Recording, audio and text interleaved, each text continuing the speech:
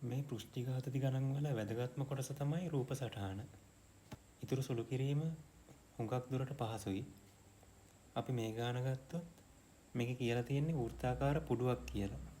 ඒ වුණාට හුඟක් ළමයි මේ ගාන හදන්නේ වෘත්තාකාර කාසියක් වගේ රූපයක් සලකලා. ඒ කියන්නේ රූප සටහන උඩින් විතරක් ඇඳගෙන බෑ. අපි හරස් කඩක් ඇඳගෙන බලන්න ඕන මේ ද්‍රවමාවක කොහොමද පිහිටන්නේ කියලා. එතකොට මේ තියෙන්නේ ඉහලින් බැලුවහම පේන විදිය. මම මෙන්න මේ පොයින්ට් එකේ හරස් කැපුමක් මේ පැත්තෙන් ඇඳලා පෙන්නන්නම්. මේ ද්‍රවමාවකයන් කොහොමද පිහිටන්නේ කියලා අදහසක් ගන්න. මං ජල මට්ටම මේ විදියට ඇන්දොත් මුල්ම අවස්ථාවේ වෘත්තාකාර පුඩුව තියෙන්නේ ජලය තුල. මේ පුඩුව ටික ටික ඉහළට ගනිද්දි මෙන්න මේ විදියට තමයි පුඩුව පිහිටන්නේ. ඒ අවස්ථාවේදී ද්‍රවමාවකය සැලකුවොත් ද්‍රවමාවකයත් පෘෂ්ඨය දිගේ මෙන්න මේ විදියට ඉහළට යනවා.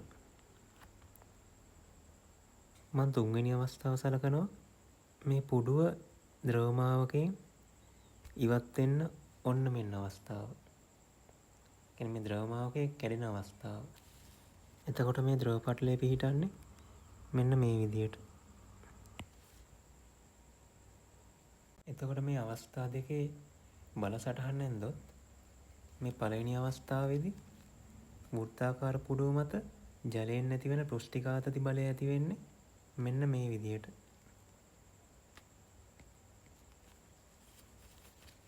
මේ පෘෂ්ඨය ඔස්සේ මේ විදියට.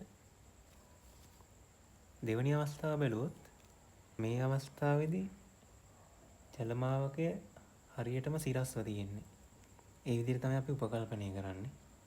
එතකොට ඒ පෘෂ්ටිඝාතති බල සටහන ඇඳෙන්නේ හරියටම සිරස්ව. මේක මම ගන්න එකක් F1 කියලා. ඒ වගේ තව F1 බලයක් තියෙනවා අනිත් පෘෂ්ඨය මත ඇති කරන පෘෂ්ටිඝාතති බලය විදිහට. එතකොට මේ බල දෙකට තමයි ආසන්න වශයෙන් සමාන වෙන්න ඕන මෙන්න මේ 0.04ක නිව්ටන් බලය. එහෙනම් එක සමීකරණයක් ලියවෙනවා 2F1 සමානයි 0.04යි කියලා. එතකොට මේ වෘත්තාකාර පුඩුව වටේටම ජලය තියෙන නිසා අපිට පුළුවන් එක F1 එකක් ලියා ගන්න T වැඩි කිරීම 2πr කියලා. පෘෂ්ටිඝාතතිය වැඩි කිරීම ඒ පෘෂ්ටිඝාතතිය බලපාන දිග.